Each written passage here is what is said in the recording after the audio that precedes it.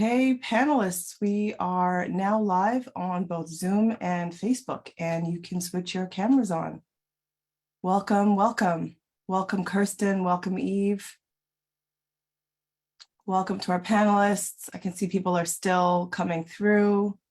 Got a couple more folks coming in. Welcome, welcome. All right. So a huge welcome to everyone. Welcome, Eliana, Yves, Kirsten. Ben will be joining us shortly as well. This is Canada and the Uprising in Peru, and it's a discussion featuring Ben Norton, Eliana, Carlin, Ronquillo, Yves Engler, and Kirsten Francescone on the Uprising Peru and the role of Canada and the US. We'll also be joined at the end with a message from Rocio Mota Ochoa, who's a member of the collective Quebec-Peru Solidarity, who will announce an action that you can take to support people on the ground in Peru. My name is Bianca Mugyenyi, and I'm with the Canadian Foreign Policy Institute, who are the host and organizers of today's discussion. And you can find out more about the work that we do at foreignpolicy.ca. We're an organization that challenges unjust foreign policy measures and aim to bridge the gap between the reality and the perception of Canada's role in the world. I also want to thank the co-sponsors of today's event, Rights Action, the Canadian Latin America Alliance, as well as Common Frontiers. Please do find out more about these important groups doing Latin America solidarity work in Canada. So the Institute is based in Montreal, or Jojage, which is on the territory of the Kanien'kehá:ka people, who are the keepers of the eastern door of the Haudenosaunee Confederacy. And we also recognize the continued presence of the Métis, Innu, and Inuit people on this land. So thank you for joining us today, everyone at home. After our introductions, the speakers are going to give their remarks, and then we're going to take about half an hour for questions from the audience following that. So please do put your questions in the Q&A. It's easier for us to find them there. And as always, the chat is open. Please do keep your comments civil and cordial to each other and to the panelists. So for today's event, a little bit of background. 2 months ago today, elected President Pedro Castillo was ousted. And since then, there have been large-scale protests, blockades, and strikes. The replacement government has killed more than 50, shot hundreds, and detained many more. The Canadian government has backed Castillo's ouster, and the replacement government, even as it violently represses protesters, still receives that support. So tonight, Eliana will talk about the protests, what's happening on the ground, Pedro Castillo, Dina Boluarte, and the background to this crisis. Ben will be focusing on the US role in Castillo's ouster and their role in backing Boluarte. Yves will talk about Canada's role over the past 2 months, and Kirsten is going to be discussing Canada's massive mining interests in Peru. So with that, it is my great pleasure to introduce our first speaker. Eliana Carlin Ronquillo is a Peruvian political scientist with a master's in public policy. She's a lecturer at the Universidad del Pacífico and a social entrepreneur. She's the co-founder of No Aqueco and Heroínas Peruanas. As an activist, she advocates for gender equality and human rights. Eliana, welcome. Please do give us a sense of what things are like on the ground, the scope of the protests, and what Peruvians are calling for and what the response has been. Welcome, Eliana. Thank you very much, Bianca, and thank you all for the invitation and for the opportunity to share with you the worrying situation in my country, Peru. So I've prepared something and I'm going to read it since it's in English and I feel more comfortable reading it. The first thing I would like to say is that the country has had 6 presidents in 6 years. We are experiencing a political crisis that overlaps with a social crisis, aggravated, of course, by the pandemic. We have now landed in an authoritarian regime where human rights are violated, checks and balances are broken, the separation of powers is at least poor, there is an oligopoly of the media, and protest is criminalized. I will now talk a little bit about each one of these topics. About human rights. Well, today marks 2 months of the Boluarte regime, and there are already 62 dead. Unfortunately, the country's elites, especially in Lima, didn't seem to see this as a problem. Boluarte came to power as a product of a constitutional succession, that is true, but at the very, very first moment, that started a transition to authoritarianism in our country. That very same day, and in front of a legislative branch that is approved only by several percent of Peruvians, Boluarte made her very first big mistake. During her speech, Boluarte said that she would stay in office until the year 2026. Right after the first state murders, we began to see around here things that actually we have not seen since the 90s. President Boluarte decided to address a message to the nation from the government palace, surrounded by military and police chiefs. Also, she rewarded the Minister of Defense at the time, who is actually responsible for the tragic armed operations, making him president of the Council of Ministers. He is now currently the president of our Council of Ministers. With the police completely out of control in regions such as Apurímac, Puno, and Ayacucho, there is a clear pattern found in the necropsies: gunshots to the head, to the neck, or to the abdomen. These are, of course, not isolated cases. These patterns obey orders. Tragically, there is another pattern among those killed. The three mentioned regions are located in the southern highlands of Peru. They are poor regions which concentrate a large numbers of indigenous population who speak Quechua and Aymara. It is not a secret that Peruvian society is profoundly racist and unequal. Who are the dead we are talking about? Among the murdered, there are 6 minors, 1 medical resident who was treating an injured person when he was shot, 1 person who went out of his house to help an injured man who fell at his door, and the rest of them were unarmed poor people who were shot with no mercy. There is no one taking responsibility for these crimes. President Boluarte insists that she does not understand why there are demonstrations on the streets. She says that they are violent mobs seeking for chaos. About checks and balances. This Congress has deeply damaged the balance of powers in Peru. During the entire government of Castillo, for 1.5 years, there were 3 impeachment attempts under the very unclear category of permanent moral incapacity. They have modified the current constitution as much as they wanted and are not accountable to anyone for that. As I said previously, it is no coincidence that they are approved only by 7% of the citizens. In the last 2 months, the Congress has also failed to approve 3 initiatives to shorten the presidential term and to have new elections this year, new general elections this year, including both Congress and the president. This is the main demand of the people on the streets.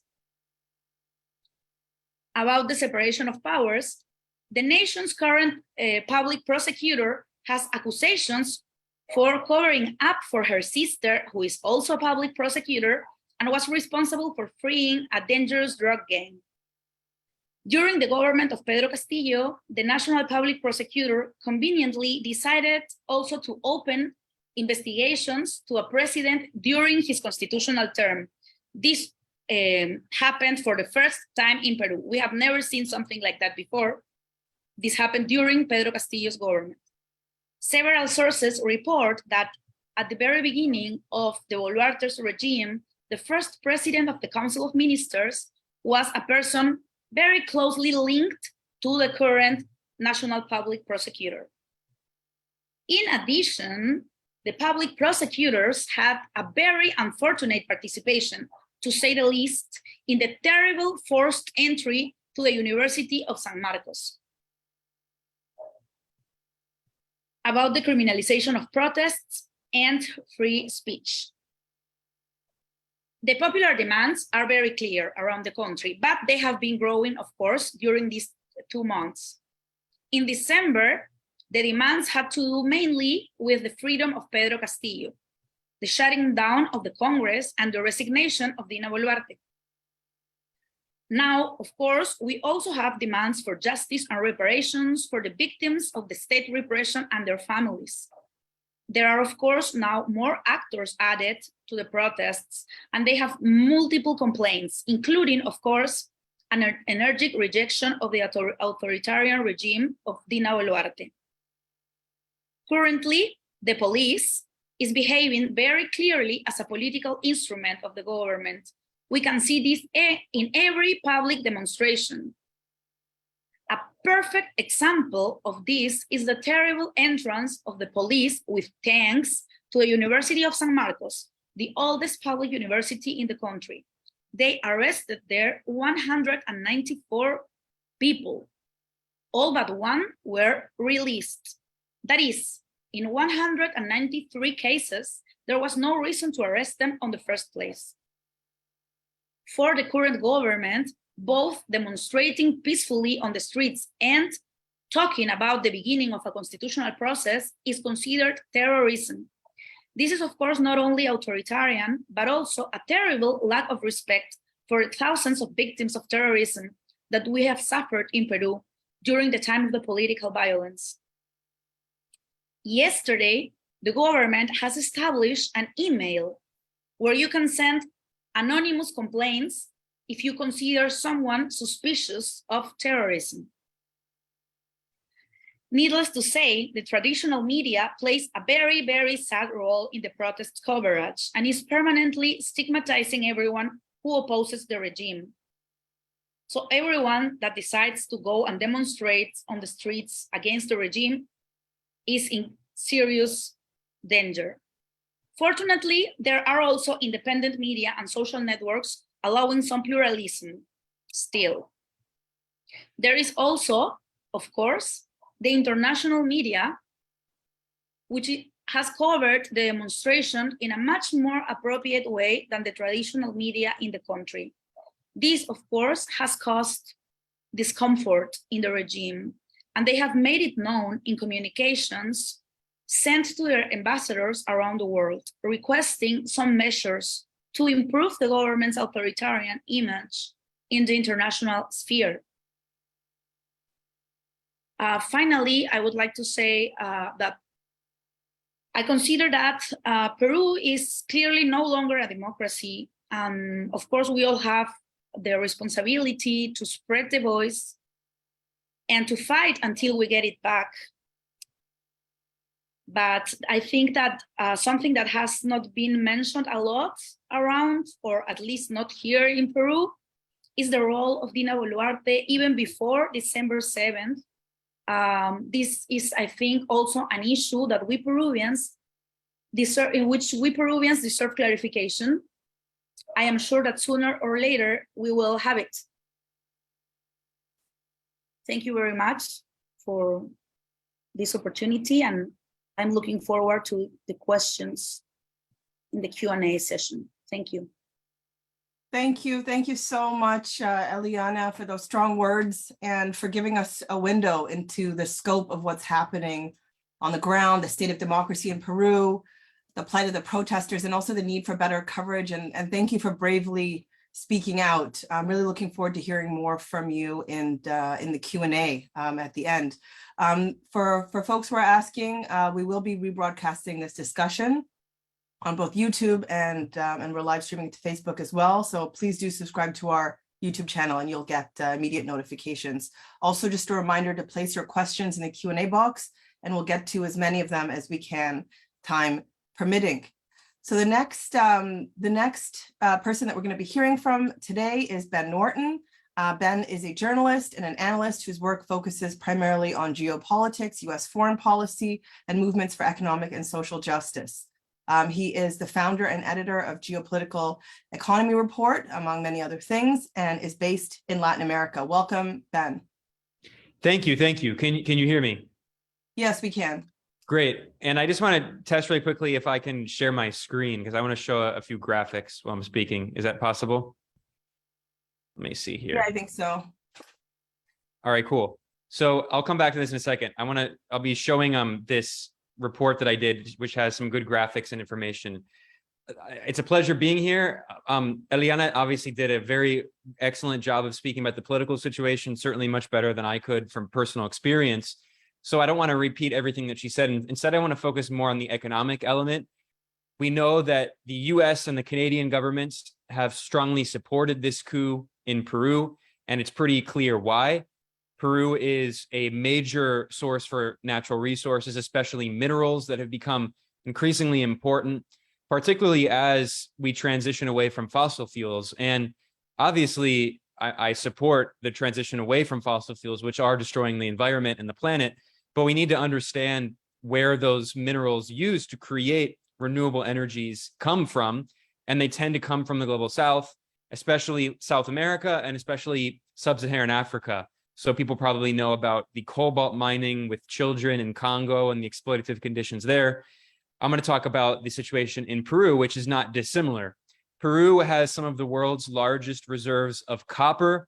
After Chile, Peru has the world's second largest reserves of copper. It also has very significant reserves of gold, silver, iron, zinc, and it has natural gas. In fact, Peru is one of the top producers of natural gas in Latin America, along with Trinidad and Tobago, Latin America and the Caribbean extended. And the US ambassador, who is a former CIA agent, in scare quotes, has been very active, not only in supporting the coup, but also in working with Peru's Ministry of Mining and Energy. One day before the coup, on December 7th, so this was on December 6th, the US ambassador to Peru, Lisa Kennett, met with the defense minister in Peru. And then the day of the coup on December 7th, the defense minister told the military to disobey the orders of President Castillo, who had the constitutional right, according to Article 134 of the Constitution, to dissolve the Congress if it prevented him from appointing a chief of the Council of Ministers 2 times, which is what it did. As long as he said that he was going to hold new elections, which is what he was going to do, he was constitutionally allowed to do that. But the military refused to follow his orders, and instead the military arrested him. And the defense minister who ordered the military to disobey his orders met with the US ambassador one day before the coup. And since then, the US ambassador has been very busy. She's been meeting with the leader of the coup regime, the unelected leader, Dina Boluarte, and other top ministers. And in January, she met with the ministers of mining and the vice ministers of hydrocarbons and energy. And we should keep in mind that across Latin America, more than half of the countries in the region have opposed the coup and have continued expressing support for constitutional President Pedro Castillo, including Mexico, Argentina, Colombia, Honduras, Nicaragua, Cuba, Venezuela, Bolivia, numerous Caribbean countries. So there's been a massive rebellion in Latin America against this coup. But of course, the United States and Canada have supported this coup. And now I want to talk about some of the economic reasons why that would be. Well, I'll say one other thing. Lisa Kenna, we know, the US ambassador, we know that she worked for the CIA for at least 9 years, according to a resume that she submitted to the US Congress when she was going through the approval process. And you know what they say, there's no such thing as a former CIA agent. Everyone knows there's a revolving door between the US State Department and the CIA, and many US embassies are used as cover for CIA operations. And also, Lisa Kenna comes from a family of CIA agents. I'm actually working on a report about that, more about her record. But what I want to show here is an article that I've already published that shows some of the economic interests and mining interests in Peru, because it not only involves US companies, but also involves Canadian companies. So this is Lisa Kenna. This is the US ambassador meeting with, at that time, she's meeting in this photo with the Minister of Energy and Mines. And on the other side of the photo is mining in Peru. And here is a tweet that was shared by the Peruvian Ministry of Energy and Mining on January 18th, showing the the CIA agent turned U.S. Ambassador Lisa Kenna meeting with the Ministry of Energy and Mines. So, of course, people probably know that after the U.S.-backed coup in Bolivia in 2019, Bolivia is the world's largest producer of lithium, and lithium is extremely important for batteries. So whether it's batteries for electric cars, for phones, for computers, pretty much every device that everyone is using right now requires a large amount of lithium.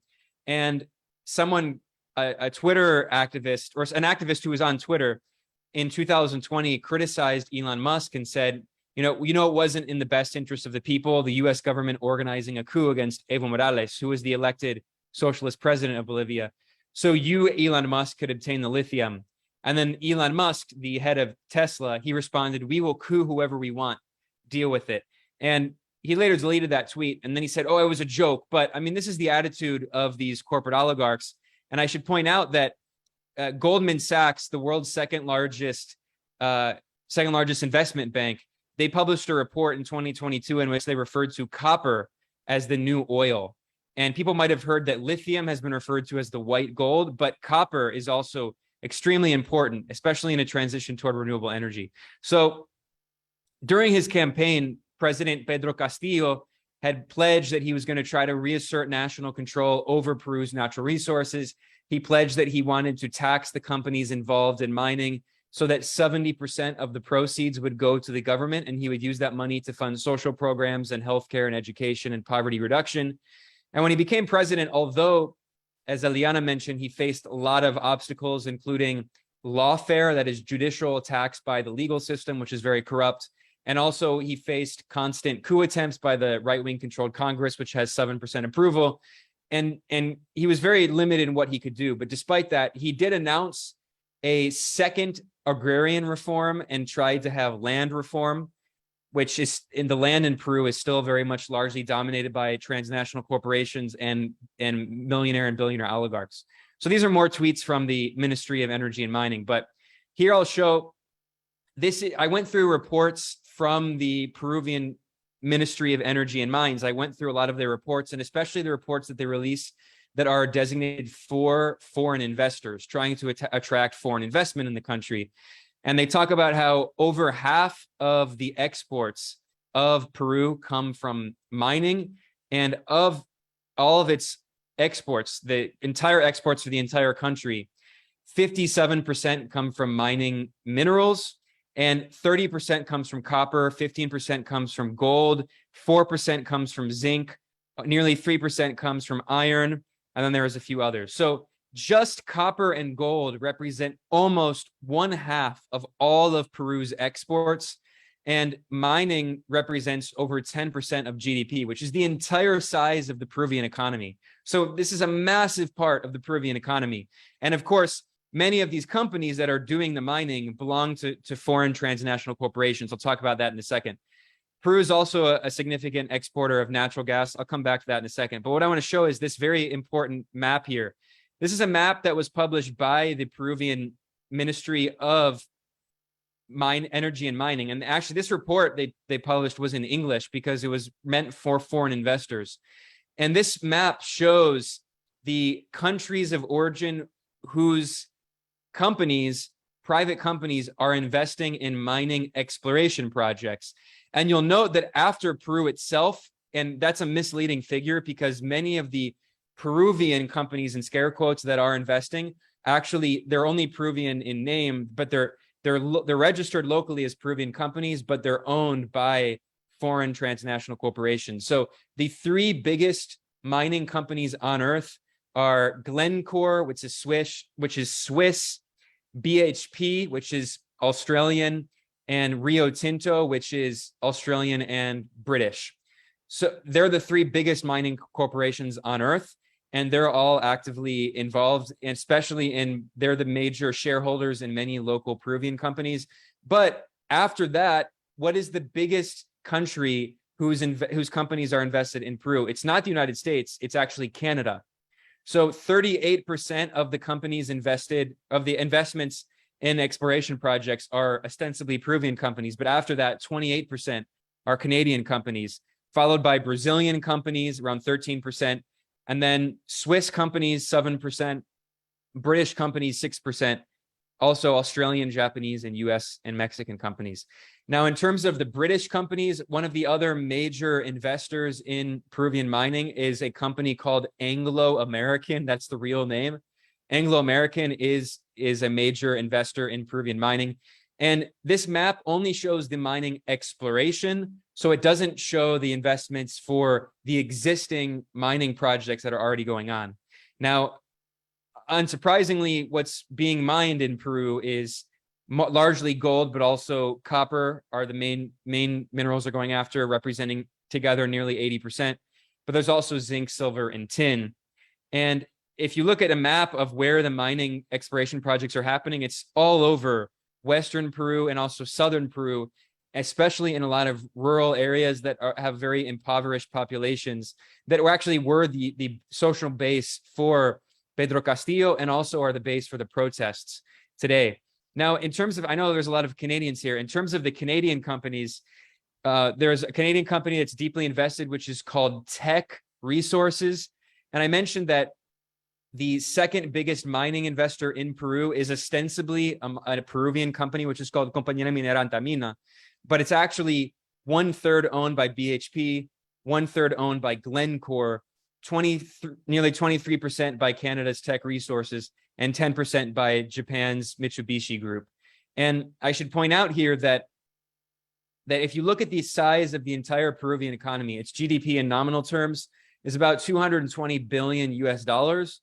But if you look at the revenue of a company like Glencore, which is a massive corporate giant, this is a Swiss company, which is involved largely in mining, but also commodities trading. Glencore's entire revenue is about $200 billion a year. So we're talking about a company that's basically the entire size of the Peruvian economy. These are massive corporate giants. Also, BHP and the other biggest mining corporation, Rio Tinto, both of their revenue is around 60 billion. So these are massive corporate monstrosities. There's also another Canadian company that's involved in gold mining, which is called Barrick Gold. But other companies that are involved in these mining projects include a US-Mexican company, which is called the Southern Copper Corporation, which is based in Arizona. And there's a US mining corporation, which is called Freeport-McMoRan, which is also based in Arizona. So I just wanted to go through and show some of the corporate interests driving this because, you know, there's a reason that the US government and Canadian government are strongly supporting this coup, despite the fact that the coup regime has already killed around 70 protesters. And in addition to killing protesters, there have been videos of the Peruvian state forces kidnapping and disappearing activists. There was a viral video published a few days ago showing a young activist who was put into a car and no one knows what happened to him. So, I mean, the US and the Canadian government are supporting this regime that reminds the world and the Peruvian people of Plan Condor, of Operation Condor, when the US and Canada backed these fascist dictatorships in South America in the 60s and 70s. And the reason they're doing that is very clear, because they have a lot of corporate investment and especially mining interests. And that's why the US ambassador has been meeting with the Ministry of Energy and Mining and discussing corporate investments. I know I'm over my time. I want to mention one other important element here. So in addition to mining interests, there's something related, which is, of course, gas extraction. I mentioned that Peru is a massive exporter of liquefied natural gas. It's the biggest in Latin America and the Caribbean, aside from Trinidad and Tobago. And this is a graph of the monthly liquefied natural gas exports that Peru has sent. And I got this from a liquefied natural gas website that's involved in the LNG industry in Latin America. And if you look, in the past year, there's been a massive shift. And before, in 2021, almost all of Peru's liquefied natural gas exports went to Asia, to East Asia, specifically Japan, South Korea, and China. But there's been a massive shift in the past year, especially as NATO started ramping up tensions with Russia and Ukraine. And then Russia invaded, and then this proxy war in Ukraine went to a new level, and the West was flooding Ukraine with weapons and now tanks. And you can see that there was a complete shift to sending that liquefied natural gas instead to Europe. So Europe has now become the biggest importer of Peruvian LNG. And obviously they're importing that to replace Russian pipeline gas, especially now that the Nord Stream pipelines were blown up in a sabotage attack linked to the US and Britain. So in addition to mining, Peru has become a significant energy source for Europe, and it's helping Europe get off of Russian sources of energy, specifically oil and gas. And of course, the US has become the world's largest liquefied natural gas exporter in the past year because Europe is now importing significantly more expensive US LNG to replace the Russian pipeline gas. So Peru plays a very strategic role as the world's second largest producer of copper after Chile, and as a major source for gold, silver, zinc, and liquefied natural gas. And that explains why Western governments have refused to condemn the coup regime. Thank you. And sorry, people were asking in the comments here where they can find these resources. I will share the article that I wrote, which has all the links. I'll share that in the chat here. I just posted it. Well, thanks. That's great. Thank you. Thanks so much, Ben. That was very illuminating. Thank you for helping listeners understand the US's policy in Peru, the political background and the corporate interests driving this as well. Please do follow Ben's work and keep up with developments in Peru. You can find his work at bennorton.com, and we'll hear more from him during the Q&A as well. Thank you very much, Ben. Next up, we have Yves Engler. Yves is an activist and an author. He's published 12 books, including most recently House of Mirrors, Justin Trudeau's Foreign Policy, and Stand on Guard for Whom? A People's History of the Canadian Military. Welcome, Yves. Thank you. Thanks, everyone, for joining this webinar. So the Canadian government, as Ben mentioned, has, of course, backed this ouster of Pedro Castillo, and I think it's partly on the basis of what Ben was laying out. And Canada has $10 billion in mining investment, and they have made very clear that Canadian mining sector is very nervous about any sort of nationalistic resource policies anywhere in the hemisphere. That's been something that's been stated over and over again by Canadian business press, and they have consistently targeted governments that increase royalty rates on mining or not try to nationalize mining, etc. The other part is, I think, that they were angry that Castillo's initial foreign minister immediately denounced the Lima Group, which was really a Canadian instigated initiative with Lima as the cover rather than Ottawa, the Ottawa group, targeting the Venezuelan government, which is of course very tied to Washington's desires. And the Castillo's initial foreign minister called it the worst thing that's ever happened in the history of Peru's foreign policy.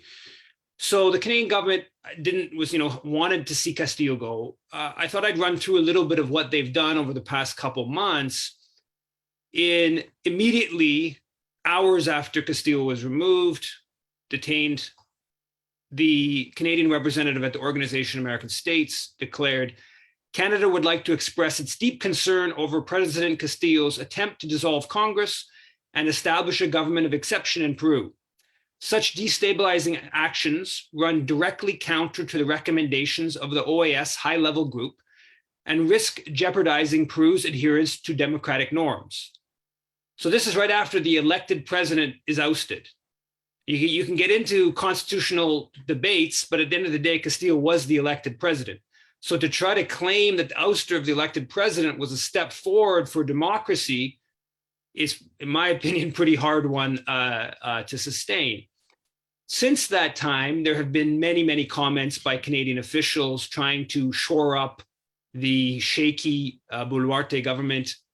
They have often followed the US. So the US ambassador will meet the Boluarte's foreign minister, and then the Canadian ambassador the next day. US ambassador meets the mining minister, the Canadian ambassador the next day.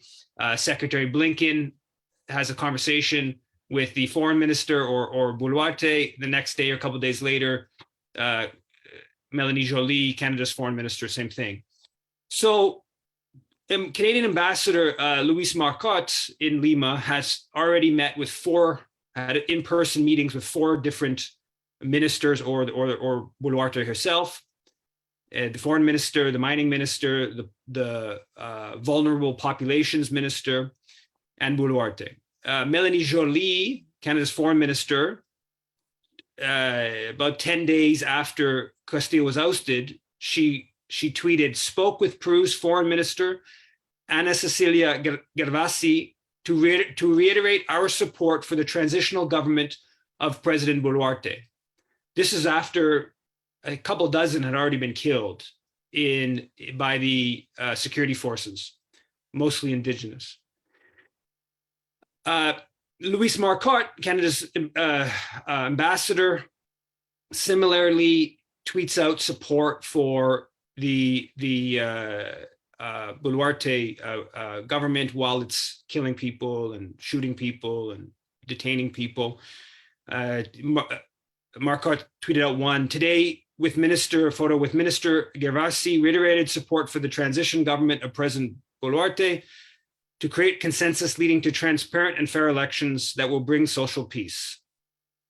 So there's nominal comments about violence, but it's all at the abstract level. Like the violence is just sort of happening. It's not that the usurper government has instigated violence against those opposing the ouster of Castillo, against those opposing the racism, the disenfranchisement of the largely peasant and indigenous populations. So the Canadian government, I think, has just put a lot of effort, diplomatic effort, to support this shaky government. And as Ben mentioned, it's a government that's rejected by many countries in the hemisphere, many large countries in the hemisphere, and a number of ministers in the government have resigned over the violence. So it's very shaky, and I think it's almost very rare for a Canadian ambassador to have 4 meetings in a 6-week period with ministers or the president of a government anywhere in the world. That doesn't happen in Canadian foreign policy. So the fact that Marcotte is having all these meetings and tweeting out about these meetings is because they want to shore up this shaky government. So this is not some sort of it's just happening, but this is active support. Now, unfortunately, none of this should really surprise us, right? And if you actually look with regards to Peru, when Alberto Fujimori instigated the Auto Golpe back in 1992, sort of a coup against the Congress and to grant himself a whole lot more power, Canada backed that, back from Fujimori. Basically, no condemnation. Fujimori, a few years later, will come to a trip, come visit Ottawa. Canadian mining interests greatly increased during that period. That's because Fujimori was pursuing neoliberalism. He was somebody viewed as, sympathetic to capitalism, and so the Canadian government basically went along with this sort of coup against the Congress of Fujimori. But if you look back more generally in Canadian foreign policy history, and you don't even have to go backwards, and I will go backwards, but even during the Trudeau government, right? When Evo Morales was ousted in 2019 in Bolivia, Canada provided quite active support through the Organization of American States, through declarations from Minister Chrystia Freeland in terms of supporting Morales' ouster. Similarly, a little bit less aggressively with regards to Dilma Rousseff in the sort of parliamentary impeachment, sort of soft coup process in Brazil, and historically, Arbenz in Guatemala in 1954, Goulart in Brazil in 1964, Allende in Chile in 1973. Aristide in Haiti in 2004, Zelaya in Honduras 2009, Fernando Lugo in Paraguay. Canada has consistently backed the ouster of elected leaders, of leaders that are pursuing social democratic, in some cases more socialistic, in the case of Allende, policies, governments that are in the crosshairs of Washington. And the Canadian government has made it really clear that the point of the Lima Group was to get rid of the Maduro government, which was viewed as sort of the last bastion of the left in the hemisphere. They wanted to eradicate the left in Latin America because Canadian mining interests, more than $100 billion Canadian mining interests in the hemisphere, are nervous about nationalistic reforms. Major Canadian banking interests, including in Peru, they want neoliberal policies. So the Canadian government has a history of backing the ousters of social democratic or socialistic leaders. The degree to which Canada has been engaged, obviously in Aristide in 2004 was very aggressive, even military engagement, or in the case of Arbenz in Guatemala in 54, it was more passive. Today, with what we're seeing in Peru, I think it's a bit more than passive, but it's not heavily involved, but it's a clear diplomatic backing for the ouster. Now, just to conclude, what's amazing to see in all this is just the lack of any resistance. So the CBC published a story 10 days or so after Castillo was ousted, basically talking about the divide in the hemisphere and how 15 plus countries have criticized Castillo's ouster, and that a handful of countries had supported it, and Canada was aligning with those, the US and others who supported it. But there's nothing, no politicians. Heather McPherson, the NDP foreign affairs critic, has not even mentioned this. The Canadian Foreign Policy Institute put out a action alert, sent hundreds of people, sent emails to all the foreign critics of the different parties and Foreign Minister Melanie Joly, and still Heather McPherson stayed silent on it. So it's quite remarkable to see this situation where you have 60 plus people, mostly indigenous, killed after the ouster of elected president, and Canada playing a clear diplomatic role in backing the violence and the ouster, and yet there's very little in terms of any criticism being raised. I'll leave it at that. Thank you.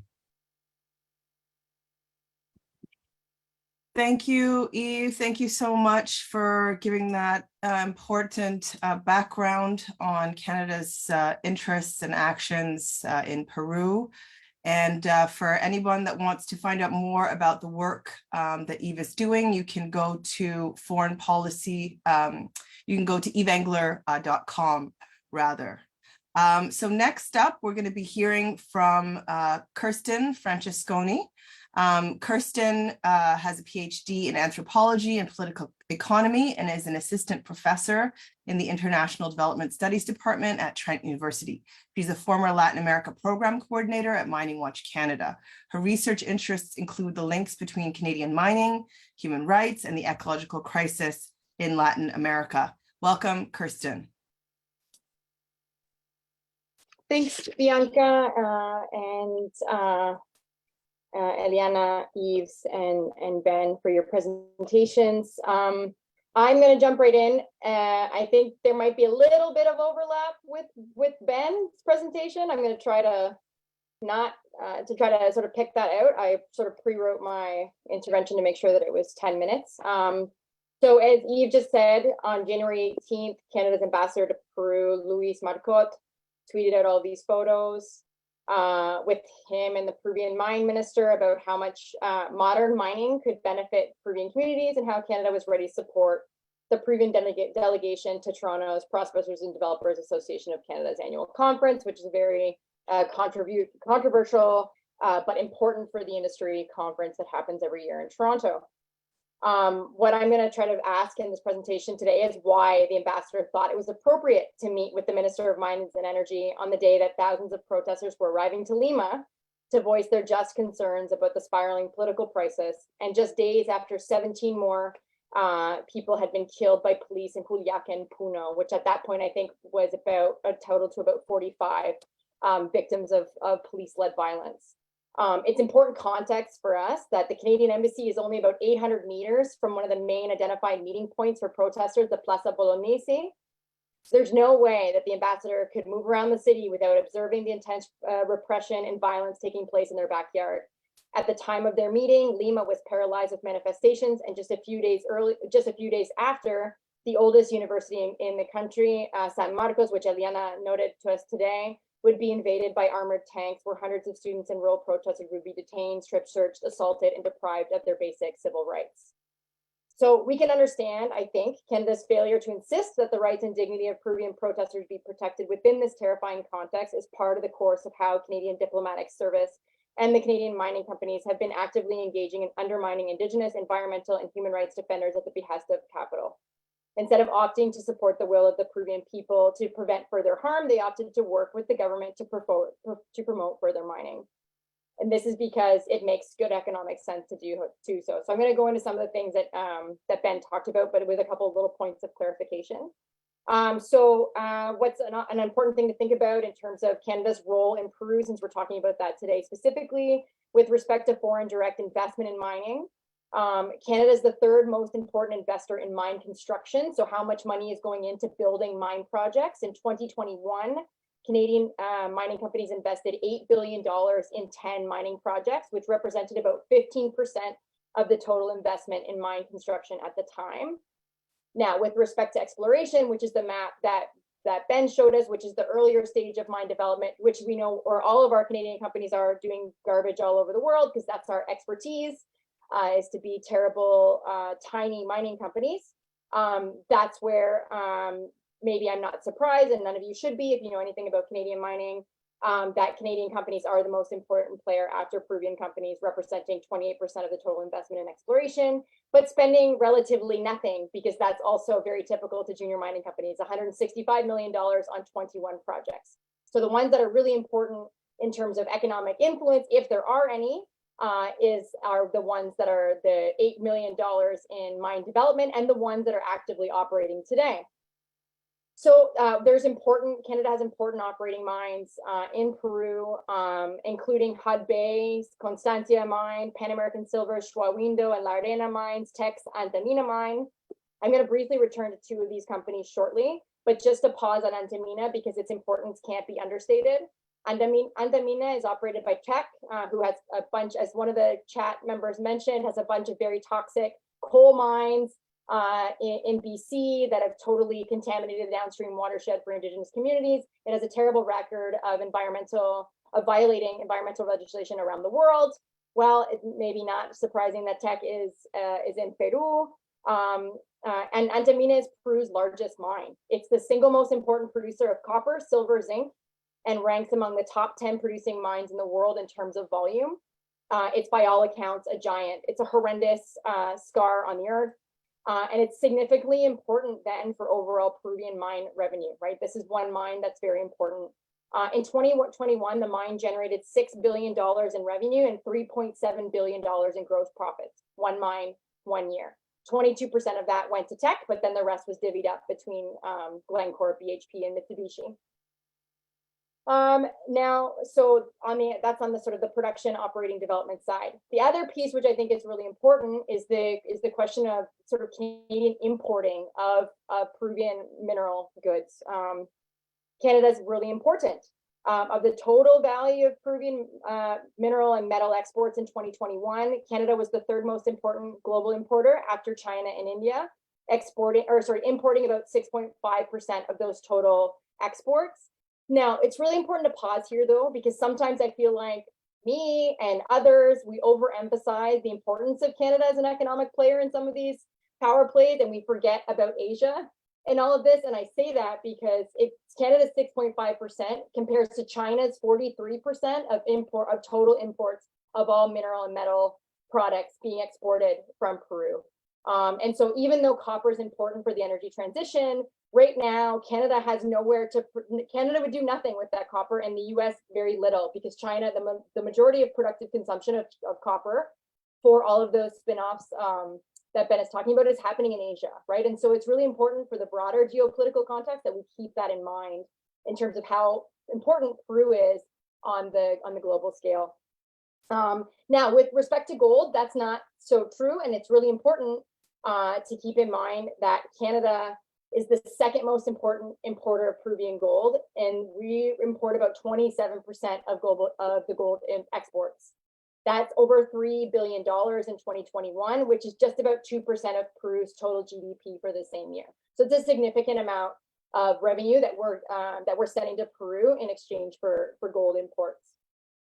And so we have been seeing, as Yves has sort of laying out for us in this time frame, that Canada's position has been at best lukewarm when making public statements about the egregious human rights violations that we heard about in detail today from Eliana, and that we've been seeing, unfortunately, on alternative media. For example, the most recent OAS statement on the conflict, to which Canada is a signatory, reflects the Canadian government's watered down position on the crisis. They diffuse blame and thus responsibility to protesters and the Peruvian state as if they were equally responsible and equally to blame. They maintain the official government's position. But obviously the near totality of victims, as Eliana noted to us, have been overwhelmingly civilians at the hands of an indiscriminate use of police violence. This violence isn't just the product of these protests, though, and what I'm going to talk about now is that it actually has much deeper roots in the relationship between, in this case, mine capital and the countryside, and most recently in the last 2 decades with the rise of the neoliberal extractive industry. And so this extreme manifestation of police violence towards primarily rural, but not exclusively rural people, has important links to the modern mining industry, as our ambassador calls it, and this is an important distinction between Peru and other countries in Latin America. Whereas when Canadian mining companies are embroiled in conflict with a local community in countries outside of Peru, they typically depend on henchmen, thugs, or paramilitary forces to repress dissent. In Peru, Canadian companies benefit from state-sanctioned police protection and impunity. In Peru, mining companies are afforded the right to sign service contracts directly with the National Peruvian Police Force, and off-duty police officers are permitted to work for private security companies while using state property such as weapons, uniforms, and ammunition. Perhaps most terrible is that the police are guaranteed immunity from criminal prosecution in the event that they fatally injure a protester. They can use live ammunition to shoot and kill with state-supported immunity, and they have. And this is very key because I think we are seeing this manifestation of violence and repression in Lima and in the hubs, the regional hubs, as something that perhaps is new or happening right now. But this is the reality of rural communities that face mining development in their communities. They are living in a constant state of violence, terror, and repression. So companies continue to benefit from unfettered securitization of their assets. Even today, Canada's Hudbay Minerals Constancia mine and MMG's Las Bambas operations have been fortified by police, according to local sources, with the pretense of preventing attacks on the mine camps. But obviously this serves to simply solidify the central role of dominance that these companies play in the regions where they operate. The violence isn't only used against rural peoples at the blockade point or the massive marches which tend towards shutting down transport hubs or cities, but it's a daily occurrence which, according to several international Peruvian NGOs, threaten the daily safety of defenders and community members and even prevent them from being able to claim their rights. As one report famously noted, the existence of these police contracts creates a hostile scenario that puts human rights defenders at risk. As the Cusco-based organization Derechos Humanos Sin Fronteras has demonstrated with several environmental and social impact studies at Hudbay's Constancia mine, these contracts aren't only important for seeing violent eruptions of explicit state violence, but they form the daily backdrop of racialized and class-based intimidation and threats that community leaders face when making decisions to question the justice of agreements they hold with the company. Today, there was an earlier panel at noon that Surlac sponsored. It was a great panel as well. And Peruvian Boris Mijael La Pasa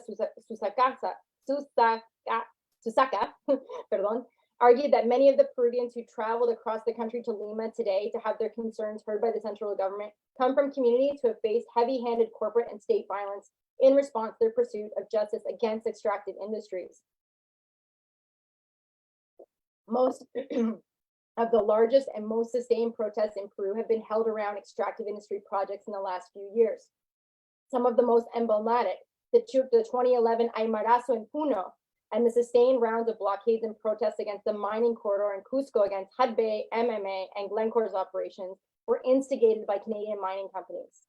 Current calls for a constituent assembly, he argued today, have emerged from these rural campesino movements who have been demanding justice only to be blindly fired upon by police for decades.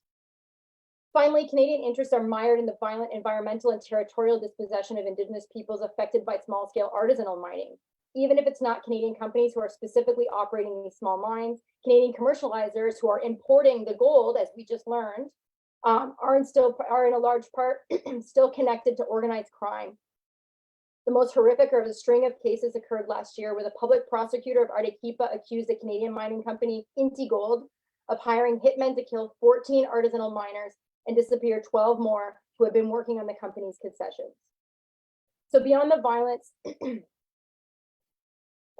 other Peruvian NGOs and communities facing unwanted and unbridled Canadian extraction have condemned legacies of flagrant contamination of agricultural lands and waterways, as is the case with the Quiruvilca mine, an increasing criminalization coupled with environmental dispossession at the Xuahuindo mine, both of whom are operated by a supposed ESG leader, Pan American Silver, as violating indigenous self-determination and the right to the clean environment, as is the case with Plateau Energy's proposed lithium and uranium mine atop the region's most important tropical glacier, and is undercutting economic benefits for communities most affected by mining operations, as is the case with Hudbay's Constancia mine. These are the modern mines that Canadian officials continue to promote with Peruvian officials. And unfortunately, the violence that we've seen throughout these past 2 months is but a snapshot of the long durée violence that rural peoples have been facing for a few decades at behest of foreign mining capital. So finally, it's not only the importers and producers who need to be considered as having some responsibility in the ongoing political crisis, but our embassy officials themselves. They are the movers and shakers that make all of this possible, and they actively turn a blind eye to human rights abuses being committed at the behest of Canadian companies or facilitate their taking place. Embassy officials in Peru are no exception. In 2017, while working as the program coordinator for Mining Watch Canada, Jennifer Moore, a Canadian citizen, was detained by Peruvian police for speaking with Quechua communities affected by Hudbay's Constancia project during a documentary film showing. She was subsequently banned from re-entering the country and labeled as a threat to national security for showing a documentary. A newly released report by the Justice and Corporate Accountability Project demonstrates, referring to hundreds of pages of government documents, that, and I quote, Canadian officials utterly failed to comply with their own voices at risk guidelines to take meaningful steps to support Jennifer Moore, unquote. And they didn't just turn a blind eye. The evidence they point to demonstrates that the officials held a political bias against her due to her employment activities and actively refused to recognize her as a human rights defender in spite of clear evidence and widespread expressions of civil society's support for her work. They also made statements to UN bodies that were false and misleading with respect to what they knew about Hudbay's potential involvement in this case. They defended the company at all costs, despite what had happened to a Canadian citizen under their purview. Moore's case is not the exception. Rather, it reflects the common interactions that rural peoples in Peru have had with the police and Canadian mining companies. If you even think about talking about organizing, you can be thrown in jail, accused of terrorism, beaten, or killed with impunity. Last year, the Peruvian Episcopal Commission for Social Action wrote an open letter to the delegates attending PDAC, which is this conference that the ambassador is promoting, wherein they expressed that contrary to the promises made by Marcotte and others, mining has not, quote, has not brought the promised improvement in quality of life for most communities in Peru in the mining areas. On the contrary, it has resulted in corruption, environmental contamination, and has infringed on people's right to life and health, leaving behind social conflict, disease, and even death. And so even if Canadian mining is likely not the only cause of this historical political mobilization that has been met with infuriating violence, Canadians need to recognize the longer history of dispossession as directly related to our ongoing economic activities in Peru. The tweet from Ambassador Marcotte then should be contemplated within this broader nexus of corporate state-imposed violence on rural communities to promote mining in the name of supposed sustainable economic growth. When Canada promotes Peruvian mining at PDAC this March in Toronto, they're doing so with full awareness of the reality that those activities mean for people forced with threats, intimidation, and explicit violence. Thank you. Thank you. Thank you so much, Kirsten. Thank you for that very important overview of Canadian mining and just a clear overview of Canada's sort of corporate interests in Peru and the blind eye to human rights abuses that we're seeing from the Canadian government and the plight of those who stand up. So you can follow the work of Mining Watch Canada at miningwatch.ca. And before we move on to the Q&A, we're going to have a word from Rocio Mota Ochoa, who's from the collective Quebec Peru Solidarity, who has an action that folks can take. Welcome, Rocio. Hello, everyone. Good night.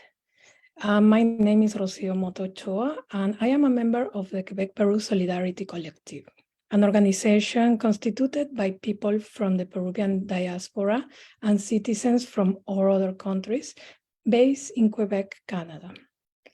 Since the government of Dina Boluarte established an authoritarian regime in Peru, a growing number of countries and international organizations are speaking out against ongoing violations of human rights in Peru. However, we still hold that Canada must have a stronger voice in this issue. In that context, the main goal of our collective is to raise awareness about the precarious human rights situation in Peru.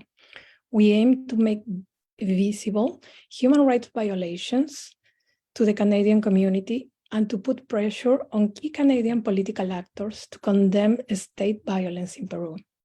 Over the last month, our collective has conducted different actions. We have organized community-based cultural events which seek to inform Canadians about the human rights violations in Peru and to raise funds for grassroots organizations supporting mobilizations there. In this respect, we are working with groups that are providing food, shelter, and refuge to indigenous and provincial activists who have traveled to Lima to demonstrate. We have also handed out leaflets at metro stations and held rallies at the Peruvian consulate in Montreal and at Justin Trudeau's office.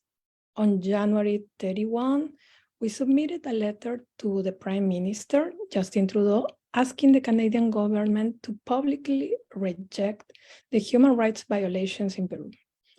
Our letter is supported by 276 signatures, including 28 organizations and 52 university and subject professors, and it has been published in a provincial newspaper, Le Soleil. We are still waiting for a response, and until we get one, we will continue collecting signatures. We invite you to sign the letter in the link that I am posting in the chat.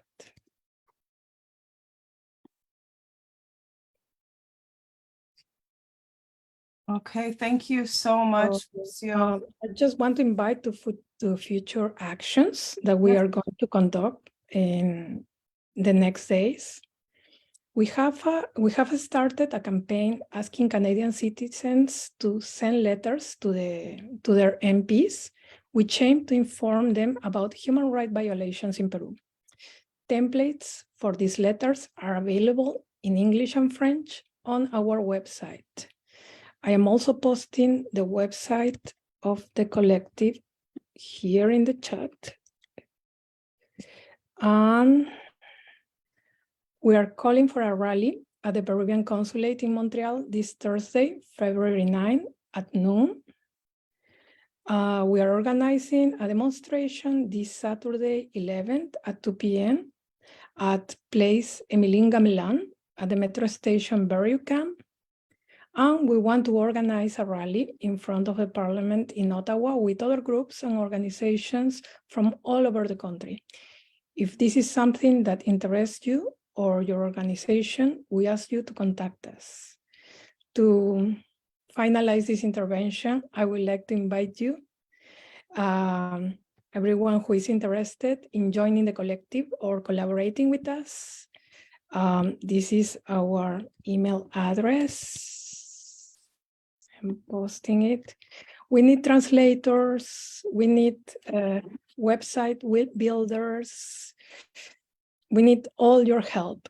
We need to join forces and coordinate our efforts nationally and internationally so we can help to bring an end to this atrocious human rights violation. Thank you so much for your attention. Thank you, Rocio. Thank you so much. So everybody, the website is in the chat. The links are in the chat to action, and we'll also be sending out an email to all registrants with all of this information as well, in case you aren't able to catch it all. So thanks to all of our panelists. That concludes our presentations. And we're now moving on to the Q&A portion of the evening. I also want to remind listeners that they can support our work at foreignpolicy.ca/donation if you like discussions like these. And I also want to thank those who left questions in the Q&A and those who submitted them in advance. So the first question that I have is, why are the protests so big? And I think I'll start with Eliana. Why are there so many people on the ground? Well, first of all, because there is coordination between leaders among the country. Surprisingly, Boluarte and her ministers keep saying that they cannot sit on a table and talk to people and to leaders because there is no visible leader of these protests. Probably there is no one visible leader, but there are many leaders around the country. And as far as I know, like, it's the obligation of the government to go and look for the leaders to sit and establish dialogue. Of course, it is now too late for that, because after killing 62 people, you cannot ask for, like, establishing a very nice peaceful dialogue. That's just insane. So why are protests so big? Because people are very, very angry. And this is not only because of what happened recently. Representation matters a lot. And that was Pedro Castillo. He represents a lot of Peruvian people. That's why he was elected, despite of the terrible, very, very, very hard, unfair campaign that he had to suffer during the ballotage period in 2021. So actually, to me, one of the most important problems that now we are facing are the consequences of an attempt from the biggest law firms in the country, that are all of them located in Lima. And of course, they represent legally all the corporative interests of the country.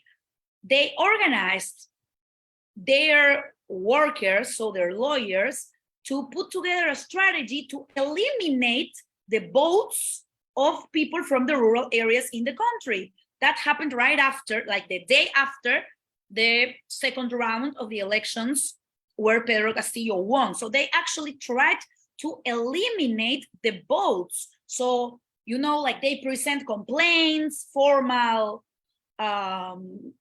requests to try to just delete the tables, the electoral tables where Castillo got the most votes.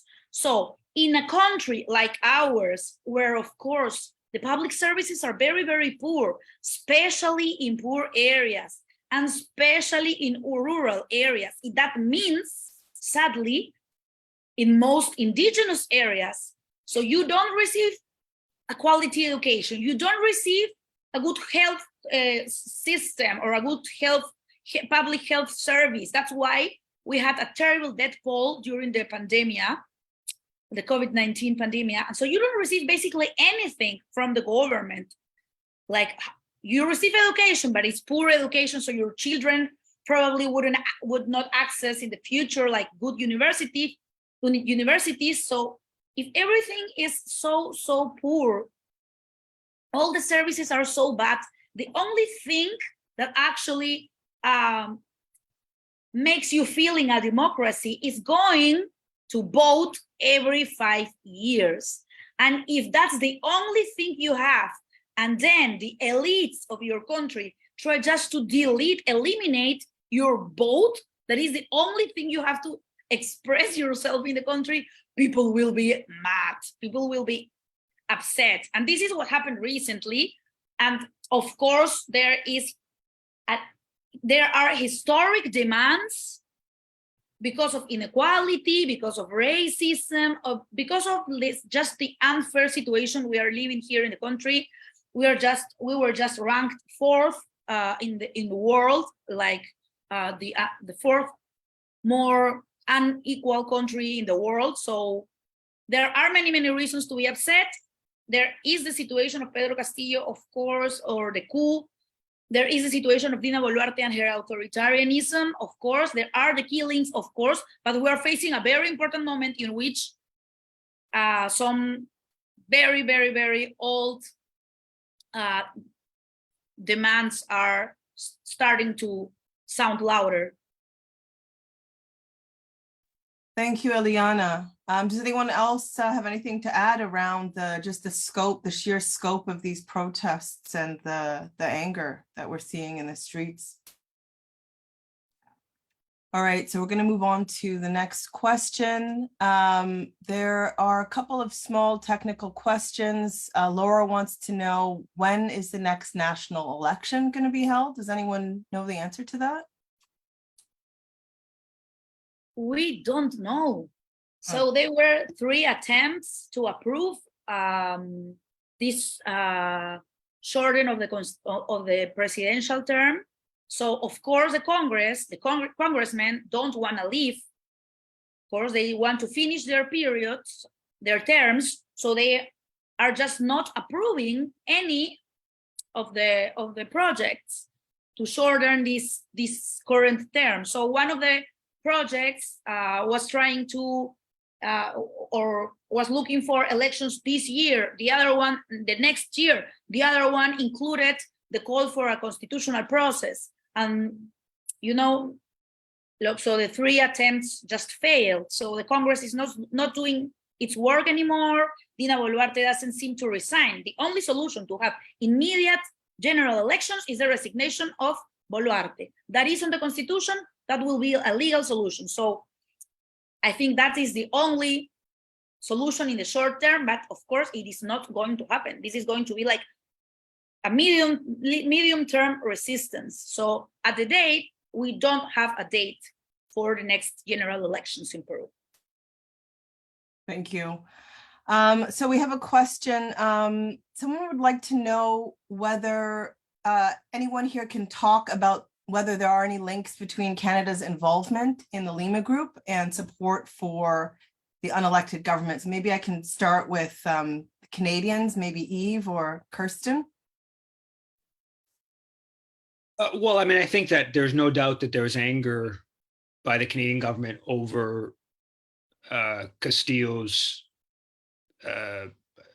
foreign minister, forgetting his name right now, who was ousted, the military pushed out, that he had Hector Bejar. Yeah, Hector Bejar, that he had called the Lima Group the worst disaster in Peruvian foreign policy history. The Lima Group was set up by Trudeau and Peruvian government in mid 2017. The Canadian government sort of instigated the process. So it again, I said this before, but I think that it's preferable to make it seem like it was a South American initiative rather than a North American initiative, when in fact, of course, it was primarily a US-Canada initiative to oust Venezuela's government. So I think that the geopolitical dynamics, the Canadian government has shown that it opposes Latin American integration. It doesn't like the CELAC, the Community of Latin American Caribbean Countries. It doesn't like the left-wing governments, both because they tend to have a more nationalistic economic and resource policies, but also because they tend to try to unite hemispherically in a way that weakens US Canadian domination in the region. And so I think that the Lima Group was obviously an extreme example of the hemisphere sort of subordinating to this northern-led bid to overthrow the Maduro government, because the Maduro government was viewed as hostile to North American interests. Yeah, and if I can just add something really quickly, as even as a non-Canadian, I'll say that a key point I think to understand the Lima Group is it was also an attempt to win liberal support for the coup attempt in Venezuela during the Trump administration. Because of course, it was the Donald Trump administration that was leading the coup attempt, and the Trudeau government, being a liberal government, wanted to make sure that they had the other side of the bipartisan support. So the US not being involved could give this kind of veneer that, oh, well, this is not some Republican project. This is a completely bipartisan project to overthrow the government of Venezuela. Thank you, Ben. So Paul wants to know whether any of these presentations are going to be available online or in written form. This whole presentation is going to be available on YouTube and on Facebook. I think Eliana had said that you're going to send a transcript of yours. Otherwise, we're not planning on sending any transcripts unless the panelists explicitly send them to us. But I know that on Facebook, it does do the sort of like the AI transcription. So there's your answer, Paul. Judith wants to know, what are the strategies for placing the focus and upping the pressure on tech and Barrick to focus on government ministers?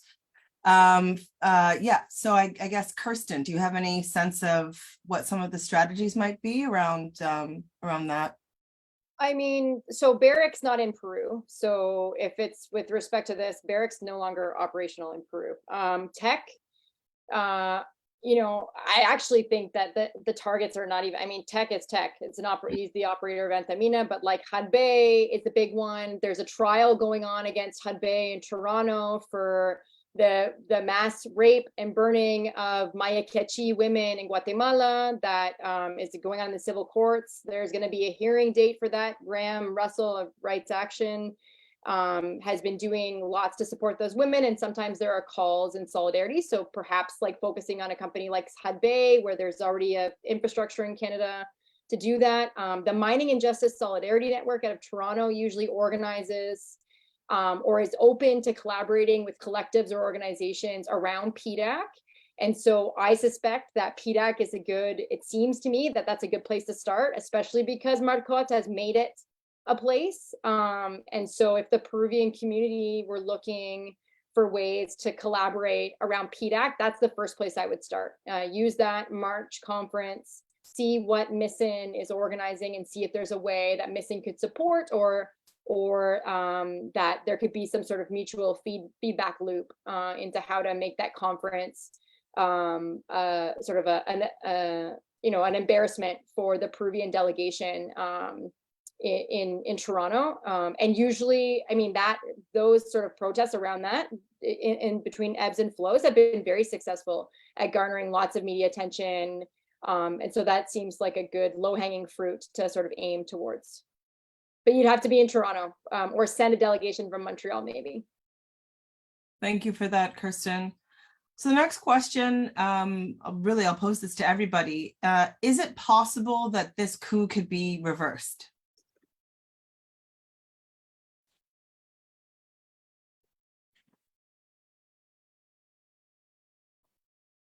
I don't see how, honestly.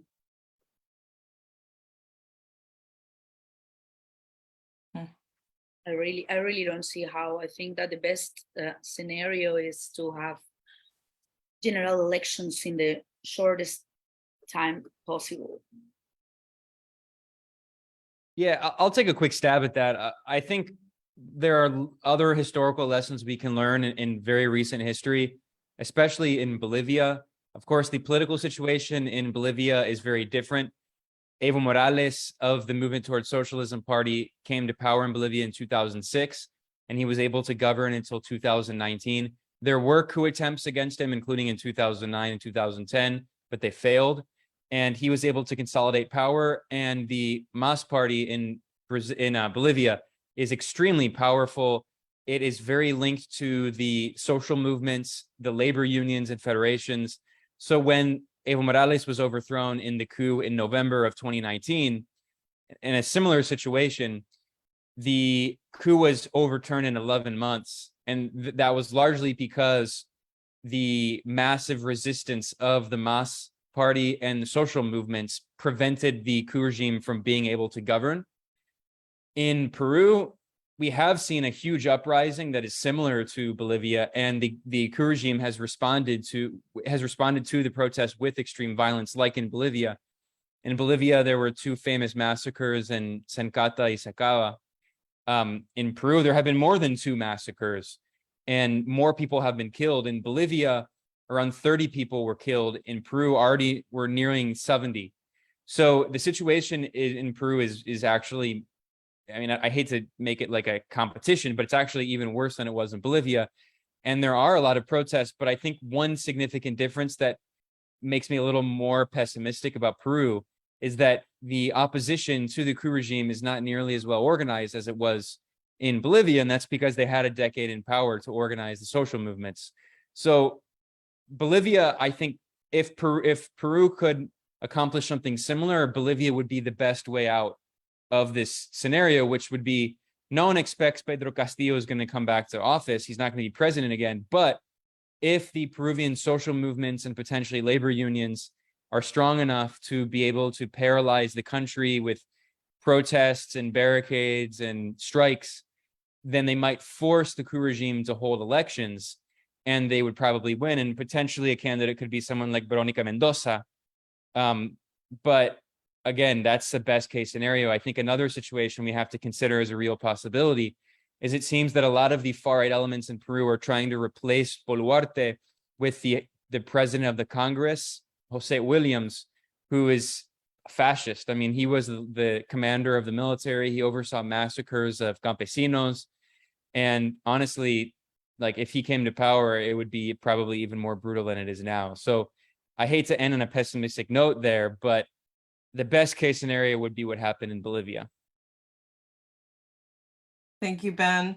Laura wants to know, have there been any examples in Latin America where local governments have been able to nationalize or partly nationalize mining or other major industries without being subjected to coups or attempted coups?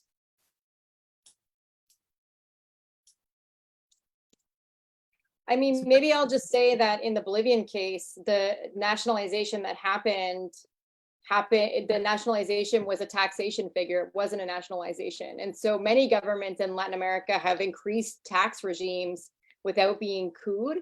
And so I would actually be really reluctant to use that terminology for what Castillo was actually talking about, right? Which was a change in the tax regime, which is also happening in Mexico, which like Canada's tax regime is much more generous than Chile's, for example, right? Like there's actually really high tax regimes in Latin America compared to our own for the mining industry, right? So I would be a little bit careful about combining those things without really having specific evidence to support those links. Thank you, Kirsten. Okay, so we have a question from Christina. I think you've already partially answered it, Eliana, but Christina wants to know if you think this is another quote unquote crisis or the crisis that will lead to Peruvians refounding a new country, a real republic with a less racist, classist, and unjust society, and also what would the best way be to move forward and to solve this crisis? Well, I think that the fastest way to move forward is for Dina Boluarte to resign. I don't see any other option now, but also I don't see that happening anytime soon. She's very comfortable on her chair, very comfortable with what she has done. And I think this is a big crisis, and I think that it is at least on the table the need of having a constitutional talk to finally get out of the constitution of Alberto Fujimori, our last dictator. So it is very, very funny how we have the elites talking about a self-coup and complaining about it, but feeling very comfortable and happy with the current constitution we have that was approved in 1993 with blood, tanks, and the military in an actually criminal and authoritarian regime that started in 1992. So I don't think this is going to be fast, but I think that this is an opportunity at least to put this on the table, and I don't think people are going to just quit or resign so easily. So I think this is the beginning of something very big, and at least that can give us hope for a better future in a better society, a less racist, race and equal, and less unfair. Mm-hmm. So we don't hear much about the repression or the protests in Canada. So one of the questions we have is where can we get daily news? Where can we actually find out about what's going on in Peru for real? I think we may have lost Eliana, but if others have any suggestions for news sources that our audience could turn to find out what's going on in Lima with the repression, the protests, and sort of daily updates, let us know. Yeah, I mean, there's a language issue, so it depends if people are looking for things only in English. If it's only in English, I would recommend Causachun, which is a Bolivia-based excellent independent outlet. But if it's in Spanish, there's a lot of stuff that you can find. I mean, there's a really good news outlet that's called Epicentro News, which does really good reporting on the ground. There's also, I would highly recommend checking out the social media accounts of some of the social movements and political parties, especially Nuevo Peru, which is like a left-wing party of Veronica Mendoza. And there's also a bunch of people on Twitter. So, I mean, I would recommend following Eliana and other people on Twitter. There are a bunch of like indie media outlets. Like there's one that's really good, which is called Radio Popular, which is like radio of the people. There's another one that's really good, which is called Justiciero Rojo. So if you follow Eliana, I think that's probably the best way, and you can just use auto translate. But in English, I would recommend Causachun News. Thank you very much, Ben. I'm sorry, I just lost my camera is just getting crazy. So I agree with Ben in every recommendation, and I will also recommend the social media of Huancayo Times. That is like social media from Huancayo. I will recommend Huayca as well, and I will recommend also, well, Epicentro was already mentioned, and there are, I think that covers almost everything. There is Salud con Lupa that started in the pandemia, but is now covering the protests and is independent media. And there is Ojo Público as well. So I think we have that covered with those. Thank you. Those are great resources. I hope people are taking notes. We have run out of time, so I'm just gonna take one more of these questions. We have a person who's saying, with no upcoming negotiations, developments, and the refusal of Congress to advance elections at the moment, could this lead to the protest movement growing and expanding, particularly in the capital, Lima, throughout the country? Or is the government banking on protesters becoming weary, giving up, allowing the president and Congress to see out their mandates until 2026? Or can this historic people's movement last over the medium to long term? So just final thoughts from people on the social movement and its power and possibility.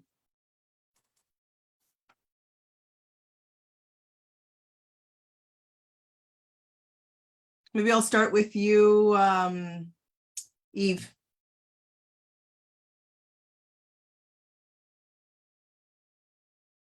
I can't speak with any particular insight around the social movements on the ground. What I can say is that we should be doing what we can to put pressure on the Canadian government to stop with its aggressive diplomatic backing of this usurper government that's killed more than 60 people.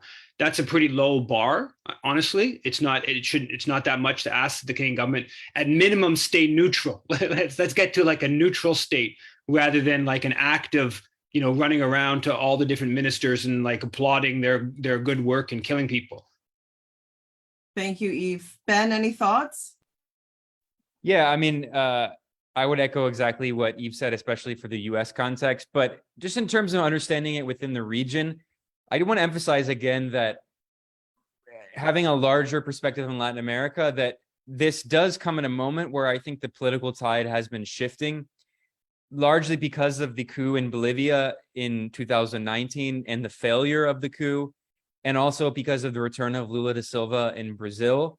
We have seen a pretty large-scale rebellion. I mentioned there are 14 countries in Latin America and the Caribbean that have condemned the coup. Many of them have used the term coup. The Colombian president, Gustavo Petro, referred to it as a parliamentary coup, and he said that it's a warning for other left-wing governments in the region.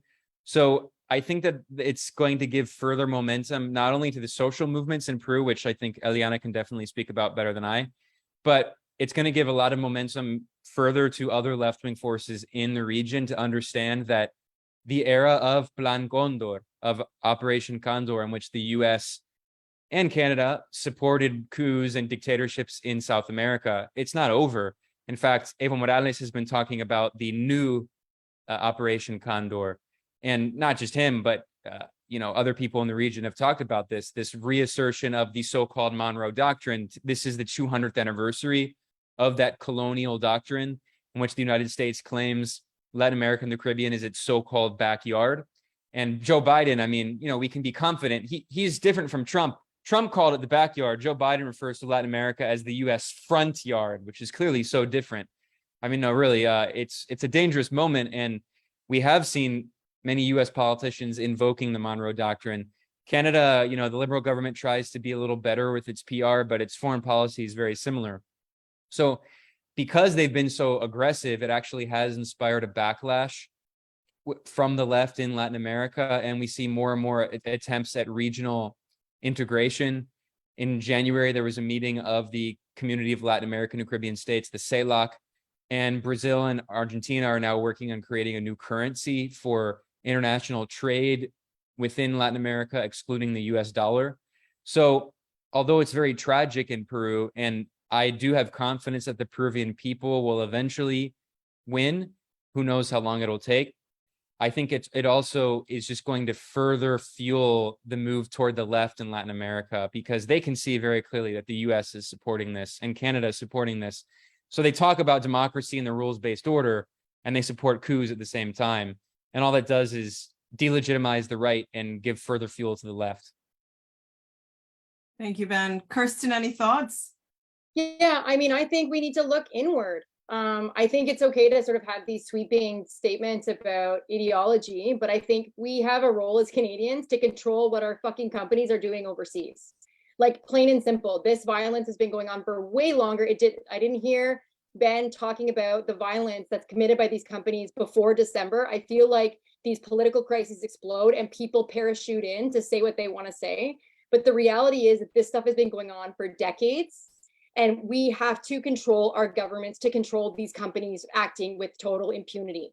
The reason why people are so upset and frustrated in Peru is really complicated, but has a lot to do with this long-term violence in rural communities, with this war waged against rural communities. And so that we have a role to play in that. Our companies can do whatever they want, and the Canadian government is happy to support them. We subsidize their exploration activities. Taxpayers pay for that.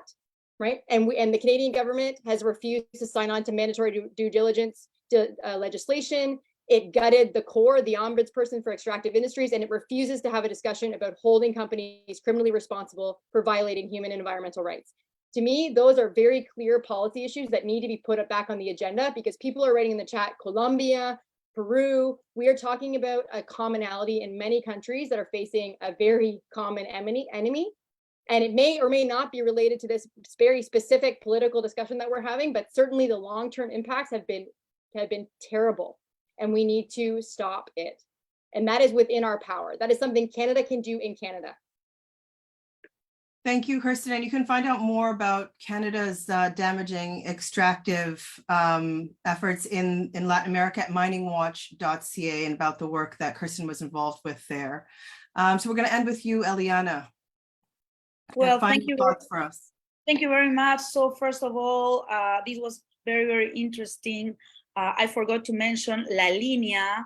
I just wrote down the Twitter account, so follow it. It's independent news from Peru. I just wanted to mention that, yes, of course, violence against communities is here with us for decades now, and it happens a lot related to the mining industry. So the highest percentage of social conflicts in the country is related to mining. That is public information. We all know that. That is true. So I think that we should take that into, or we should keep that on our minds when we talk about this.